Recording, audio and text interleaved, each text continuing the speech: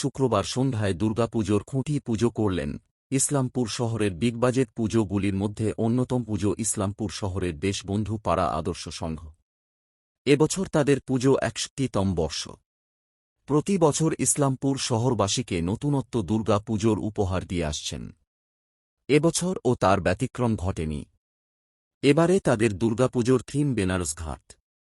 এদিন দেশবন্ধু পাড়া আদর্শ সংঘের খুঁটি পুজোর উদ্বোধন করলেন ইসলামপুর পৌরসভার চেয়ারম্যান কানাইয়ালাল আগরওয়াল, ইসলামপুর ব্লকের বিশিষ্ট সমাজসেবী জাকির হোসেন সহ একাধিক নেতৃত্বরা। এটা এখন প্রমাণিত হয়ে গেছে যে আদর্শ সংঘ একটা বড় বাজেটের পুজো করে। প্রত্যেক বছরই মোটামুটি আমার ৪-৫ বছরের অভিজ্ঞতায় বলতে পারি ফার্স্ট প্রাইজটা আদর্শ সংঘই পায়। আর একটা পূজা যেতে না যেতেই আরেকটা পূজার আয়োজন শুরু হয়ে যায়। এখন মোটামুটি ৩টা মাস আরো বাকি আছে পুজো, তার আগেই লটারি বিক্রি শুরু হয়ে গেছে। যেহেতু বিগ বাজেটের পুজো আছে, টাকা অনেক বেশি লাগে বলে প্রস্তুতিও অনেক আগে থেকে করতে হয়। এবার থিম আছে বেনারসের ঘাট, বেনারসের গঙ্গা ঘাট। ঘাটটা কিন্তু খুব নামি আছে ঘাট, ওখানে বেনারসে খালি ঘাটই আছে। তুলসীদাসজি ওখানে আসছে ঘাটে রামচরিত মানসে রচনা করেছিলেন। যারা বেনারস গেছেন দেখবেন ঘাট ঘুরে খুব আনন্দ লাগে বেনারসে।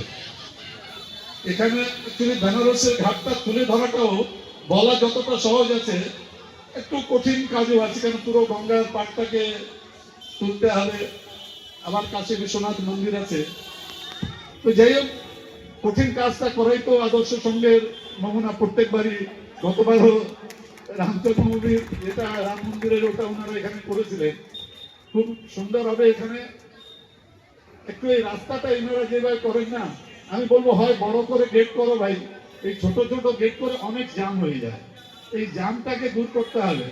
আপনারা কিছু ফিনান্সিয়াল আপনাদের সহযোগিতা হয়ে যায় বলে গেটের পর গেট করে দেন, 10 ফিট পর পর এক একটা গেট হয়ে যায়। তো আমি বলছি কমসে কম যারা দর্শন করতে আসবেন তাদের জন্য কোনো অসুবিধা না হয়, ওই গেটটাকে আরো একটু বড় ভাই চড়া করতে। ওরা বলবে যে মাঝখানে আমাদের পারমিশন না হলে আমরা কি করব না করবো, দ্যাট ইজ দেয়ার প্রবলেম, সেটা তো আমাদের সমস্যা না। আমাদের সমস্যা হলে যারা দর্শনার্থী আসবেন তারা যেন কমফোর্টেবলি আসতে পারেন, কমফোর্টেবলি যেতে পারেন। এটা যেন না হয় যে আমাদের অর্থনীতি বলতে হলো যে আর কেউ ঢুকবেন না, আমরা ঢুকাতে পারবো না, আমরা বের করতে পারছি না, রাস্তা নেই, জায়গা নেই। তাহলে কিন্তু এত বিগ বাজেটের পূজা, ওটা সুনামের জায়গায় একটু মানুষ কষ্ট পায়। তো এটা চেষ্টা করুন। এই রাস্তাটা এমনি খুব জ্যাম এখন। একটা সময় কিন্তু এই রাস্তাটা ফাঁকা ছিল, করুণ আছে এখানে, করুণের বাড়ি এখানে আছে, গিরিশদার বাড়িতে আমরা সবসময় আসতাম করুণের বাবা। কিন্তু এখন এই রাস্তাটা যেহেতু অনেকগুলো মল হয়ে গেছে, এই রাস্তাটা অনেক চালু হয়ে গেছে। সবসময় দেখবেন এই রাস্তাটা এমনিতে বিনা পুজোতেই দেখবেন এই রাস্তাটা জ্যাম থাকে। তাহলে পুজো হলে তো একটা এক্সটার্নাল মানে এডিশনাল একটা অ্যাট্রাকশন আছে, জ্যাম তো হবেই। এটা আপনারা সবাই বসে, ক্লাবের সদস্যরা প্রয়োজন হলে আমার সাথেও বসেন। এটা না যে আমি এসে ওদিন দেখলাম সপ্তমী থেকে 10 ফিট পর পর গেট লাগাই দিয়েছেন, আর গেট না মানুষ আসতে পারছে কমফোর্টেবলি, না বেরোতে পারছে। ফিনান্সিয়াল অ্যাসিস্ট্যান্সটা খুব প্রয়োজন আছে, but not at the cost of people's comfort. মানুষের সুবিধাকে আমি বিক্রি করতে পারি না, কারণ এত লোক হয় এখানে। এই জিনিসটা দেখতে হবে, গেটগুলা খুব কাছাকাছি গেট হয়ে যায়, গেটগুলো অনেক জায়গা ব্লক করে নেয়। তারপরে আবার দোকান, সব জিনিসের তো একটা স্কাই ইজ এ লিমিট। একটা এইভাবে করতে হবে যেন দর্শকরা যারা আছেন তারা কমফোর্টেবলি টাইম, আমাদের উদ্দেশ্য থাকতে হবে যে যারাই আমাদের পুজো দেখতে আসবেন তারা যেন কমফোর্টেবলি পূজা দেখে আবার যেন যেতে পারে।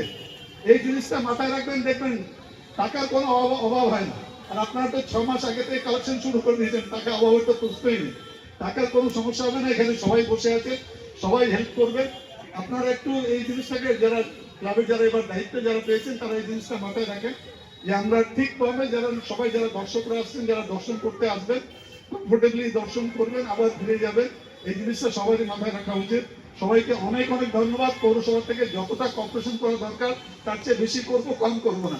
সবাইকে অনেক অনেক ধন্যবাদ। Thank you very much. 2023 সালে সেটা 11 লক্ষ হলো এবং 2024 সালে সেটা 50 লক্ষ বাজেট হয়েছে এবং এবছরও প্রায় 40-45 লাখ বাজেট আছে। তো এটা শুধু আদর্শ সঙ্গে রেকর্ড হতে পারে না, প্রতিটা মানুষ ইসলামপুরে গরিব থেকে টোটোওয়ালা থেকে নিয়ে বড় বড় বিজনেসম্যান প্রত্যেকে আমাদের সহযোগিতা করে, সেই কারণে আমরা এই পূজা করতে পারি। সকল ইসলামপুরবাসীর জন্য বলবো একটা হাততালি দেওয়ার জন্য। চেয়ারম্যান সাহেব বিশেষ আবেদন রাখলেন আমাদের কাছে, আমরা প্রত্যেকটি কথা মাথায় রেখে সুশৃঙ্খলভাবে এবছরে পূজা করব। আর আমরা দুর্গা পুজো দেখি এটাতে ক্লাব কমিটির কোনো ভূমিকা খুব কম থাকে। গত বছর যে পূজা কমিটি আয়োজন করছে তাদের ভূমিকা এবং এবছর যে পূজা কমিটি রয়েছে তাদের ভূমিকা থাকে। সেই জন্য পূজা কমিটির যে সদস্য রয়েছে তাদের জন্য বলবো একটা হাততালি দেওয়ার জন্য। আর এবছর আমাদের বিশেষ আকর্ষণ রয়েছে বেনারস ঘাট, কাশী বিশ্বনাথ মন্দির। কাশী বিশ্বনাথ মন্দির হবে, বেনারস ঘাট হবে। সেই ঘাটে যে জল থাকবে সেই জলটি আমরা দুর্গা থেকে কিংবা পাশে রক নদী রয়েছে সেখান থেকে আনার মহালয়ার দিন চেষ্টা করব। সেই নদীতে সেই যে পুকুর তৈরি হবে সেখানে সেই জলটি দিব।